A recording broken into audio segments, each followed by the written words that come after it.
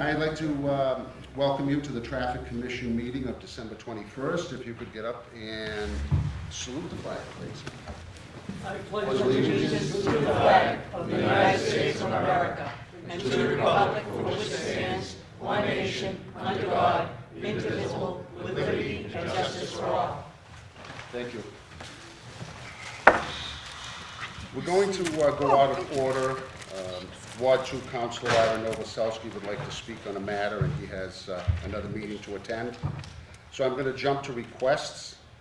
Number 4, approved on October 30th, 2023, Council Order 23-245, submitted by Councilor Novoselsky, that Mayor Patrick Keefe requests the Traffic Commission to hold a public hearing for the purpose of amending Schedule 4 of Title 10 to add a stop sign on Shirley Avenue, eastbound at Thornton Street.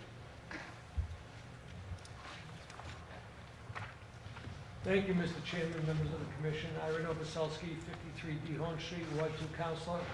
There's a request that the mayor and I have discussed, and we thought it was a good idea, and we put it into the council so the whole council knew what's going on.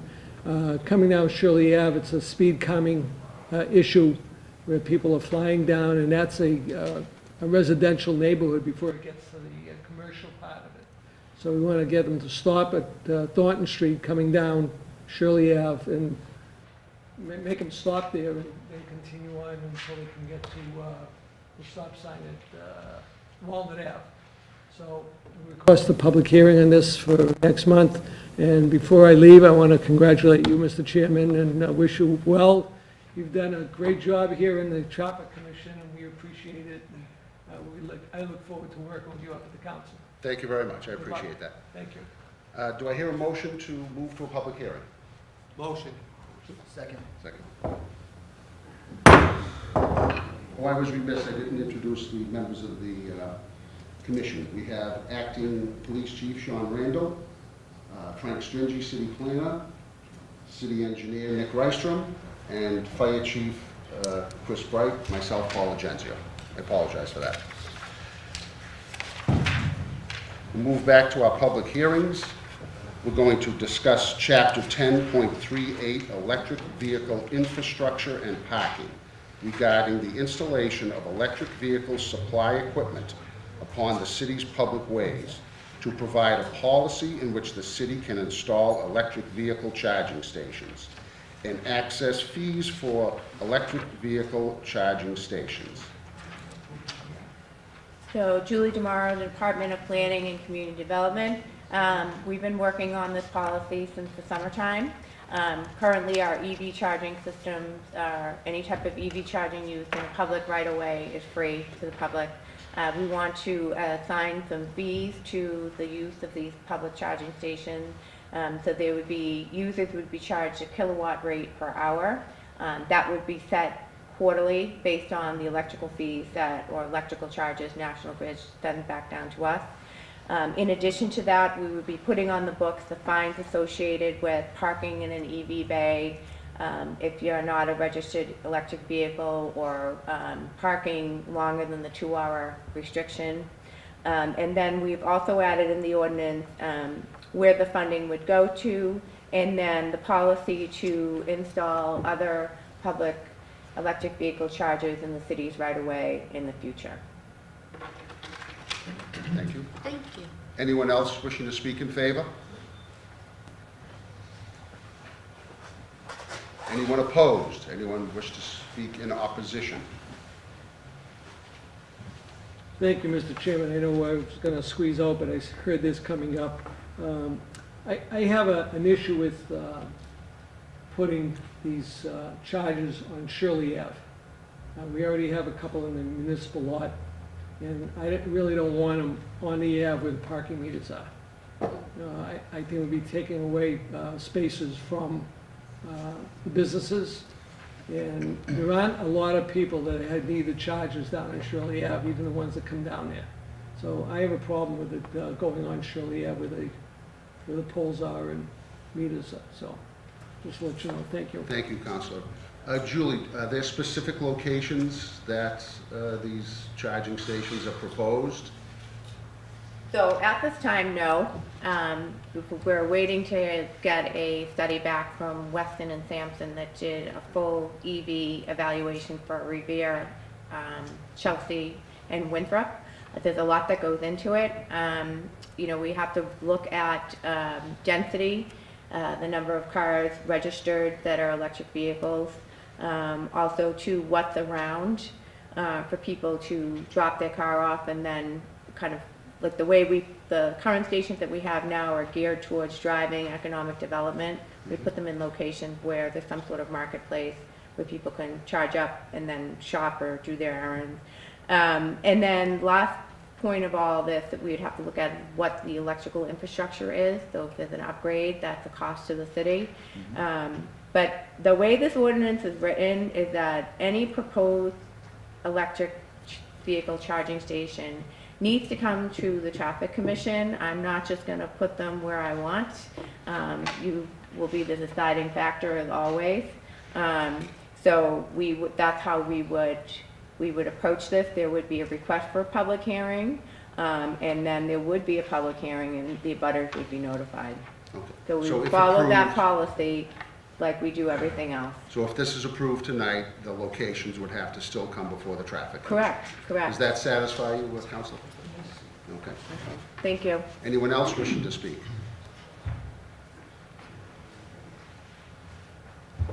Zachary Bobo, Revere Parking Director, 300 Broadway.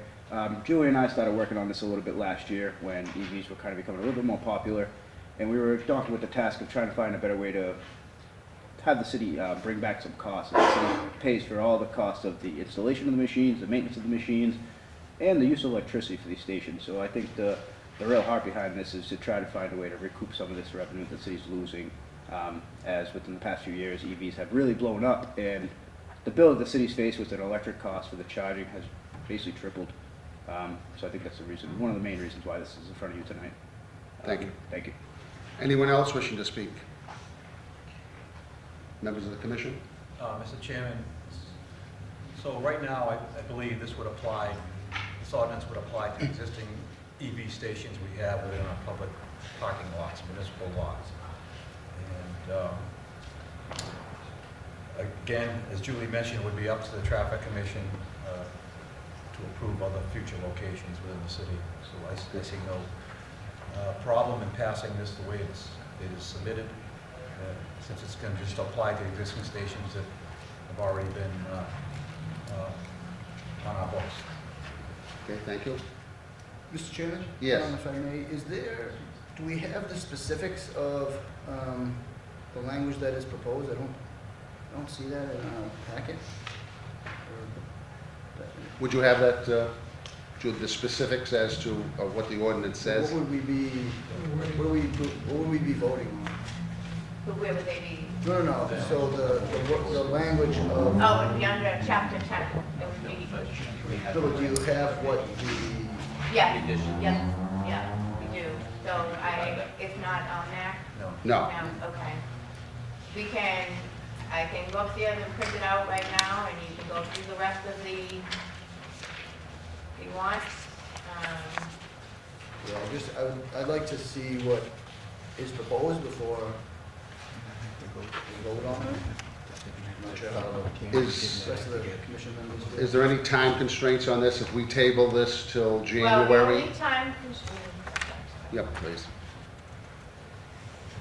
so the only time constraint is really up to the parking management district committee, because they are pushing for us to start assigning a fee for everybody to pay for the electricity to cover the cost of the electrical bill.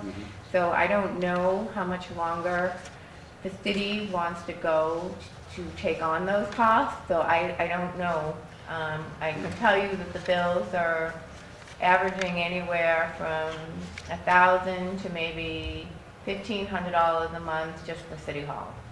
And that is not, and I know this for a fact, that is not the city vehicles, that's all the public charges.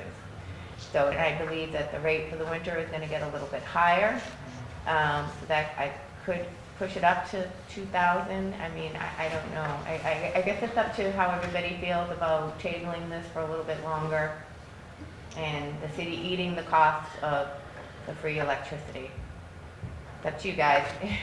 So the reason that I had mentioned is, I agree, I think that a fee of some type is appropriate. I just, for me to support this, I just want to know what fee are we talking about, or what is the structure of the language that we're approving? So, I mean, Is it not in your packet? no. No. Okay. It was in the October Because it one. was sent to the traffic commission. Yeah. It was sent to you during the public hearing. So I can resend it again, but it was officially laid out and sent to you This is the public hearing. It was sent for the request for a public hearing. Yeah. in the request. Back in October. And I believe the fines were in there to change the amendments to fine parking in EV station, parking spot. Yeah, but the final one was sent to, with the request for the public hearing back in, do you have it? Yeah, so, so in the initial ordinance, it gives the definitions of EV parking station, the definition of an EV space, definition of an electric vehicle. It talks about, hold on one second. It talks about the purpose of the ordinance, definition of electric vehicle, definition of electric vehicle charging station, electric vehicle charging service, that's the actual electricity supplier that provides the service. We define electric vehicle parking space, how we mark that out. Electric vehicle charging station, and then the two different types of cars, plug-in hybrid vehicle or an electric vehicle. So is that what you would want, because I can. Is the fee, The fee is noted in here as the flex Described. fee, it's based on, but no, we're not gonna keep it, we're not gonna set a fee, because the reason why we're not doing that, is because every location where the electric vehicles are, get charged a different, electric bill, they're all different rates.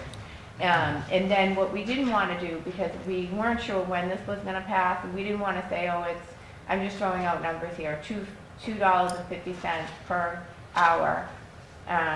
So you plug the car in for an hour, it's $2.50. But with that, if the rate went up and we needed to change it, I would have to come back before you again, so we just keep it flexible. Oh, I can barely see that. it needs my face to unlock it, but, Okay. I mean, I could read it verbatim, what it states, in terms of the charging. So the hourly energy rate for use of the city of Revere EV publicly available stations will fluctuate based on municipal energy cost and delivery from its supplier. So in essence, depending on the station, the energy and delivery cost might vary, but we will just pass on the cost to the user. We're not going to have any upcharges or anything. The direction we heard from the parking committee was that we just wanted to make sure we were covering our energy costs, but not anything above and beyond that. And it'll be transparent on the charging stations for users to see. So there won't be no surprises as to what the fee will be for the service. And one other question, doesn't it establish a fine within the ordinance, for parking within an EV parking space? A $20 $20. penalty. Yeah, $20. So if you go over the 2 hours, it's $20. If you park there and you're not charging, it's $20. If you park there and you don't have a registered EV plate, it's $20. We tried to keep it flex rates for people that were EV users, but the parking benefits district management team said, no, let's keep it all one rate. So it's $20. So it's similar to if a meter violation. One thing I just meant, 4 hours, not 2 hours. That's right, Tom, 4 hours. One other clarification, is there any special dimensions for EV parking space that are different than our No, regular it's parking? the same parking space, so it's 9 by 18. Okay. The only thing is that there'll be a sign that says EV parking only while charging, so similar to what's outside there now.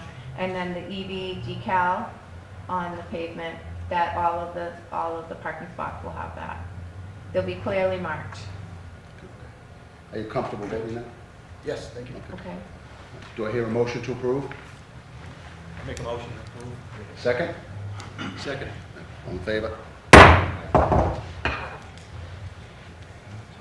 Number 2, amend Schedule 4 of Title 10, isolated stop signs, by adding a stop sign on Emmett Terrace at the intersection of School Street. Anyone wishing to speak in favor?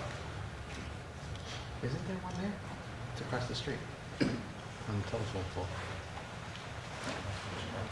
Anyone opposed? Anyone wishing to speak in opposition? Somebody requested it. Mr. Chairman, just to clarify, it's on School Street, the stop sign. No, it's on Emmett Terrace. So you're coming out Emmett Terrace, you stop when you hit School Street. I believe there was one years There's ago one on the there. telephone pole on School Street for that. There still is. Motion to approve? Make a motion to approve. Second? Second. It's getting knocked Thank you. down. All in favor? Fire apparatus. Number 3, amend Schedule 11 of Title 10, handicapped person parking, by adding 2 handicap signs at the following locations. We'll take them individually. 39 Trevally Road. Anyone wishing to speak in favor? Mr. Chairman, members of the Traffic Commission, there's actually 3. 39 Trevally Road, I actually had given another attachment, another photo that wasn't in the packet that I forgot to send. This home is on the corner of Trevally Road and Cary Avenue. As you can see, it does have a driveway, but it's not handicapped accessible because of the slope requirements. So as long as it meets no parking fines or anything else, and with the will of the Traffic Commission, I would be in favor of a sign going, 2 signs going there on Cary Ave, proper distance from the corner, as long as it meets the requirements that doesn't block the driveway and the intersection. Thank you. Anyone else wishing to speak in favor? Anyone opposed? Hearing and seeing none. Commission? Motion to approve. Motion to Mr. approve. Chairman. Second? All in favor? Thank you. 540 Revere Street. Mr. Chairman, members of the Traffic Commission, same thing on this one. This one is 540 Revere Street. There's no parking allowed on Revere Street, but it's on the corner of Revere Street and Avon Street. It does not have a driveway, but this is to the will of the Traffic Commission. I'm not sure for the regulations because of the entrance there. That's why I sent the pictures to everyone. If 2 signs, handicap signs, could go there in that spot. But if it does, then it's the will of the Traffic Commission, and I would strongly agree. Anyone else wishing to speak in favor? Anyone opposed? Anyone opposed to this? Commission?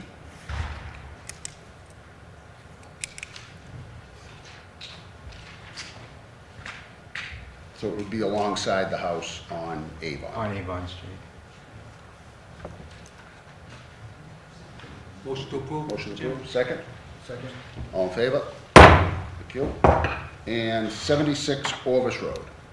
Mr. Chairman, members of the Traffic Commission, same thing here, 76 Orvis Road. The vehicle's registered there. There is a driveway. It's not handicap accessible because it's very narrow because of the fence that abuts the neighbor. And there's also a telephone pole there.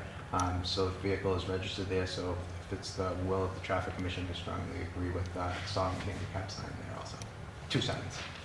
Thank you. Anyone wishing to speak in favor? Anyone opposed to 76 Orvis? Hearing and seeing none. Commission? Mr. Chairman, make a motion to approve. Second? Second. All in favor? Mr. Chairman, I will put those all in, so let them go, Congrats. and make a note for the 2 signs. Okay. Thank you very much. Number 4, to amend Schedule 8 of Title 10 by adding Zola Circle in becoming residential parking for 24 hours a day, 7 days a week. Councilor McKenna is away for the holidays, and she proposed this. I believe we should table this until her return. She has reasons that she wants to let us know about for this change. Mr. Motion? Chairman, I make a motion to table to the next Table. meeting. Second? Second. On to requests. This is continued discussion regarding traffic improvements for the Suffolk Downs development in Revere. The following pedestrian and traffic safety improvements will be discussed and voted on, but we will move it to a public hearing. The length of Harris Street between Winthrop Ave and Beach Street will be converted from two-way to one-way northbound, and a single block of Sewell Street from Harris Street to Bixby Street will be converted from two-way to one-way. This says westbound, but I believe it's east, is it? Yes. It's eastbound. There's a typo in the agenda. These changes are proposed to improve signalized intersection operations and reduce neighborhood traffic. The Suffolk Downs development proponent will be installing traffic control signage deriving from the improvements at the Harris/Sewell, Harris/Butler, Harris/Beach, and Harris/Eustis intersections, and provide the City Revere an allowance to be used at the city's discretion for potential future traffic improvements in the area. Presentation, please go right ahead. Excellent. Good evening, Commission. Appreciate your time today. My name is Doug Vans. I'm a partner with the H1 Investment Group, and we are the owners and developers of the Suffolk Downs site. I'm joined tonight by Abigail Middleton, who's part of our team, Senior Development Manager, and then also Ian McKinnon from Howard Stein Hudson, who is our transportation engineer. Hopefully this is coming. Oh, it's up. Good. Awesome. So we were before this commission several months ago. Just going to quick agenda. We're going to go through the offset improvements again, just for some of the commissioners who may be new in terms of what we've been up to. We've also heard some very specific comments from the last commission in terms of key topics, particularly related to Harris Street, and so we're going to be able to go through those two as well for the board, as well as the folks here tonight. And then also go back to the preferred improvement for the full length of one way of Harris Street as well too. So we'll walk through this pretty methodically. Just more again for context, going back to the aerial plan. So the blue is the Suffolk Downs redevelopment project, and as part of our first phase of development, and we are underway with construction. You probably have seen it. Our first building is well underway. We're going to be opening up in the summer of this coming in 2024, which is located near the Beachmont T station. As part of that first phase, we are doing the improvements, or we call them Phase 1R off-site improvements, which are the light purple areas along Winthrop Avenue, Revere Beach Parkway, Route 1A southbound on-ramp to Route 1A, and then a new pedestrian crossing at the Revere High School. But more specifically tonight, we're going to be really talking about the Route 16 Revere Beach Parkway intersection, which Ian will go through in more detail, that's where the Harris Street comes into that intersection too as well. So again, just kind of zooming in, again, you can see the Suffolk Downs site in kind of the bottom middle of the page, and we show some existing conditions photograph. But again, tonight we're really focused on the Revere Beach Parkway, Route 16, Route 145 interchange, and specifically Harris Street. This actually is a pretty important improvement because it does allow for the first time a double left-hand turn off of the Route 16 southbound onto Revere Beach Parkway, which does not exist today, right? That also allows us to hopefully remove Harris Street as a cut-through, which is how it's being currently utilized today. So what I'm going to do is turn it over to Ian. He can go through it in more detail. Thank you, Doug. Good evening, commissioners. Thank you again for your time tonight. So I just want to hit upon a couple things that we had heard last time, because I think that's really important that we were given some clear direction to kind of look at this a little bit more holistically and go over a couple of little things related to circulation. So the previous proposal had one block of Harris Street reversed, and we understood that might have been a little bit confusing in terms of, how folks at the last block could actually get to their houses, and, would people actually change their behavior after we changed the directionality of the road. So we're going to talk a little bit about that tonight. We also heard that signage alone often doesn't reinforce behavior, and so we've got a couple thoughts and discussion on that, which I think Doug kind of alluded to. And then, we really want to just talk about, which the real intention of this is obviously to create some majorly needed improvements at that Route 16 Harris intersection. But also, the benefit of this is that a lot of the neighborhood cut-through traffic that Harris endures today will be removed and will be put on to Route 16 where it belongs. So Just to familiarize yourselves again, north is sort of to the right and up. And so it's a fairly large intersection. It's, today suffers from fairly severe congestion, which I'm sure most of you can appreciate, live it, understand it. We've heard that, people wait to get out on Harris Street. They can't even leave their driveways in some cases. And the big thing here to note is Route 16 and Route 60 from above at Bell Circle has no direct access to points east to Winthrop Avenue and to Winthrop itself. And so folks either duck off Beach and go down Harris, or they travel down further down Route 1A. And so what this allows, on the next slide I'll talk about, is to create that new movement. And so the other part to this is it's a bus through here. And so what was proposed is a number of improvements, and that big one that Doug had mentioned is that double left turn coming down from Bell Circle on Route 16 that allows you to cross over the bridge and take a direct path of travel. So there's a lot of capacity on Route 16, and being able to take this left is a huge benefit. Additionally, there's an extra right turn lane, as you can see, coming up Route 16, northbound on Revere Beach Parkway. There's also a number of pedestrian improvements, some new islands that is created here. And what this really does is it removes the need for people to use Harris Street as that cut through. They don't need to use this as the way to get access points east any longer. And by removing this, this leg here, this approach, it addresses all the safety issues. It also makes the traffic light a little bit more efficient, so everybody doesn't have to wait as long. So there will be an improvement on the congestion that exists. And also this project will provide for the number of signage changes on Harris Street and Sewell Street that are needed to make all of these changes. And we'll talk about those here on this slide. So I'll just kind of briefly go through what's happening here. So the blue arrows show how people would enter the neighborhood as it exists and how those would be maintained. So there's a number of ways to get into the neighborhood here. The green is the circulation changes. So as we had talked or discussed, the original proposal was just to Sewell Street, that one block. And with this, it would be extended all the way up to Beach. And so what that does is it cuts off people at the top of the street so they don't actually enter the neighborhood to cut through any longer. And so the existing sort of access via Route 16 and all of these other side streets, whether that be Elm or Library, all are maintained, or John Mooney, all are maintained.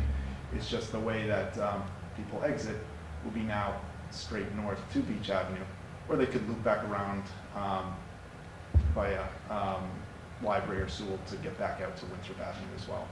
But the goal here is to remove those traffic, that number of cut-through traffic cars that are using this approach. And I think we discussed that at an earlier meeting that we forecast that to be about 1,800 cars a day. So a huge improvement to the neighborhood's safety, fewer cars coming down your street, be able to leave your neighborhood a lot easier in terms of those folks that do live on Harris Street directly. So that's the proposal here in front of you tonight. And how that would be effectuated or implemented is a series of signs. So at each of the cross streets on Harris Street, we would propose to put a bunch of "Please do not enter" signs and "No right turn" signs. So folks coming through the neighborhood would have to use Harris Street heading north towards Beach, or go down one of the side streets and use this, for example, or Butler itself. So that's the proposal for you tonight. The other part to this is, we understand that this improvement may need to be monitored, and I think we'll open that up for discussion here in a minute. But as Doug alluded to too, that there's an allowance that the proponent has agreed to give to the city that will allow the city to implement a lot of these changes and to study this further, so that if there's any other improvements that may be needed in the future there, that there's funds available. So with that, I'm happy to answer any specific questions. Chairman, I just have one Sure. question. The reasoning behind the one-way section on Sewell between Bixby and Harris. Yeah, so last time we had heard that, that section right there was very narrow, and so making that a one-way seemed safer. There's, I think, only one house there that would be impacted or change their access, but I think we believe that we had heard last time that safety on that street was much needed, and we understood that folks didn't want additional traffic coming down Sewell Street, so this kind of sort of cuts them off as well. So folks won't be using that street, and so it'll stay low traffic, low volume, and safe for folks that want to walk on the street or use the street how they see fit. Okay. Anyone have any questions? Commission, do you have any questions? We'll move this to a public hearing if everything goes right and advertise it. And Laurie, I'd suggest that maybe you do a robocall for the neighborhood. Sure. You could set it up through 311, just so nobody could. Has it been moved to a public hearing already? No, it's, Follow-up, it was a request. It was a question. Yeah. yes, because this was a new proposal. Okay. So they've changed the proposal, brought it here, then this new proposal has to go to a public hearing. Okay, we were under the understanding that this was more of a continuation of the previous, so that's the language about voting. No, that's not how it was advertised. Okay. Sorry, we just have to come back one more time. But there seems to be support for this, I believe. There's one more recommendation that I would add to this. Eustis Street would have to be changed and reversed to a one-way eastbound direction. Yes. So people can use the street to enter and exit. Otherwise, Is they would is that one piece of Eustis Street, I thought that was two-way, that's it. No, It's not? westbound. They would- From Harris to John Mooney, it's one way? Yeah. There's no You have to sign come there. down John Mooney. You have to come down John Mooney to go on Instead to of Eustis. going down. It's only one way. You can't go up it. Okay, there's no signs there. Yeah, it's only, yeah. Okay. I think it would be easier for the people on Eustis Street that they enter from Beach From- Street and exit out onto Harris Street. Right. So what exactly is it you're Well, proposing? if we advertise, the next public hearing, we include that section of Eustis. Of Eustis Street. One way being reversed, One way eastbound being direction. Okay, From beach to house, right? no. Yeah, that's one. From John Mooney to Harris. No. John Mooney to Eastbound Harris. From Beach Street to Harris Street. The opposite street is one way going the other way. Right now, it's one way from Harris to Beach. Right. That's the one they District want to was change. Beach to Harris. Okay. Instead of going to John Mooney and looping around. Right. Okay, all right, I get More it. convenient for Could I ask a clarifying question? So if the Eustis Street proposal that Mr. Stringy just proposed, would that have to go to its own public hearing, or is that folded within this? And I guess what is the threshold by which a new public hearing is required when this is something we've talked about on a So few just occasions in for the health? sake of discussion, if you wanted to get to Eustis Street, why couldn't you go down John Mooney You could, and come around? you could. Okay, Go across that. and go across Harris Yep, you could. Okay. and just leave it as is? And so originally Leave it like that. Leave it like that?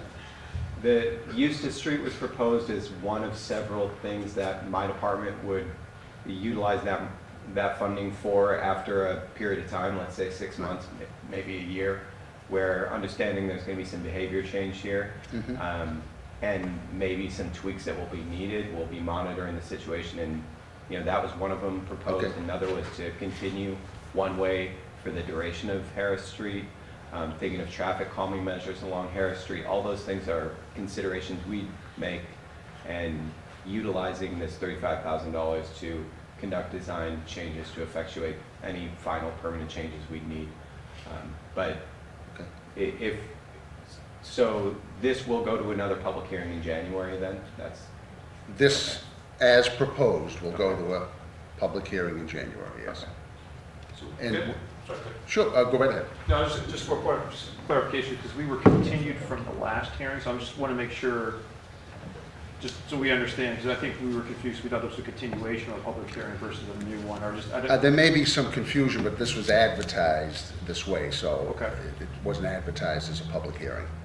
So unfortunately, people Okay, still. I was just more curious. Okay. Right. Because at the last time that we spoke to them, it didn't go to a public hearing. It was going where they wanted to look everything over before Right, you and brought a it commu- back. Did you have a community meeting, I believe?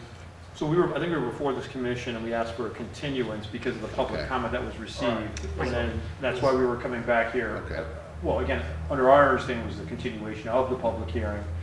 We've had separate community meetings, Okay, distinct, but that's where I think the confusion for us Right. was, so. Because it Okay. was more research So I- than I, anything this time. apologize for any confusion.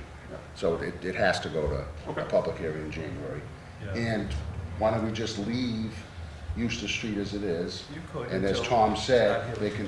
can, would you care to speak, sir? They're gonna get a lot of complaints. Can we just clarify Eustace Street, because I know what they're talking about.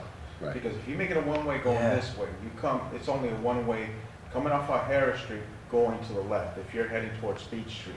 So if you live there, the only way you can come back to your home would have to be go all the way back around.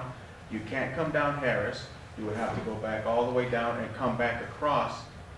It would be inconvenient, so You are we would going? come down John Mooney, come down Yeah, John Mooney. that way, yes. Right. And then if you're. Instead of yeah. coming, But then if you're closer to this side, that means you're definitely going way around there. Is there gonna be, that we're gonna be changing that, going the other way? I believe, we're keeping it as it is, and if you want to get to Eustace Street, you come down John Mooney Road, you take a right onto Alright. Eustace, and then cross Harris if necessary. I just wanna make sure that way, Right. when people on Eustace Street know, Yes. The only way they can get to Eustace Street is Yes, come is that- down John Mooney Road. yes. Right. As long as we let them know it's gonna go on. Yeah, that will be brought up at the public hearing. Yeah, and again, I think, because the city of Revere requested this, that's why we made the additional $35,000 contribution, because we Right, know it's going to exactly. be a series of evaluations Right. implemented too, so. Right. And whether So that's for. once this is implemented, I don't mean Yep. to interrupt you. Yep. Once this is implemented, if there's a problem, the people on Eustace Street are upset, this money can be spent, and then you can tweak that at that time. Yeah, and I think the other reasoning was to provide sort of a neck down at the intersection of Beach and Harris Street to prevent cars from Beach Street coming down Harris. Right. So So to more reestablish that as a one-way, so cars Alright. don't sneak right So down it's there. do not enter from Beach Street. Yeah, and that 35,000 is really unrestricted, it's for the city to determine how they want to implement, it, whether it's additional design, or temporary improvements, or further evaluation, it's up to the city. Okay. Any other questions? Yeah. Motion to move to a public hearing. Second? Second. Second. Oh, Hi, John Kingston, 140 Winter Ave. My only concern is, I've lived in that neighborhood most of my life, and I don't understand, and I give the police department kudos, but I don't know how you're gonna prevent people from going, taking that right and going down Harris Street. People have been doing that as long as I can remember, and it's a pretty drastic change. yeah. And I just don't know. Well, I don't care if anytime you put- change I a don't care if road- you put signs up. I know, but this is, I mean, I don't know how many cars go down that, I don't know if anyone studied it, but I don't know how many Oh, cars yeah, go down there's that a- street. But it's a ton. It's And a most ton. of them are going down. Right. So I can't imagine the enforcement, I just can't imagine how it's gonna be enforced. Well, Mr. Chairman, that's why we were recommending physical changes at the both of Harris as it beats Beach Street. To Bump neck it outs. down so cars, it makes it physically impossible for cars to come, they know it's a narrow I section see. one way. We They put in get bump one outs car or what in have one you? direction. So Okay. it'd be like a physical barrier to take coming down. Okay. All right, thank you. I just think it's. It's a good point. That part I think is gonna be a nightmare. I really have a problem with it. I mean, people might have to get used to a new traffic pattern, but I'm a little concerned about Elm Street and Low Street being a little more congested because people trying to get to Sewell, but it is what it is. Thank you. Okay. Motion to move to a public hearing. Motion. Motion. Second. Second. Thank you.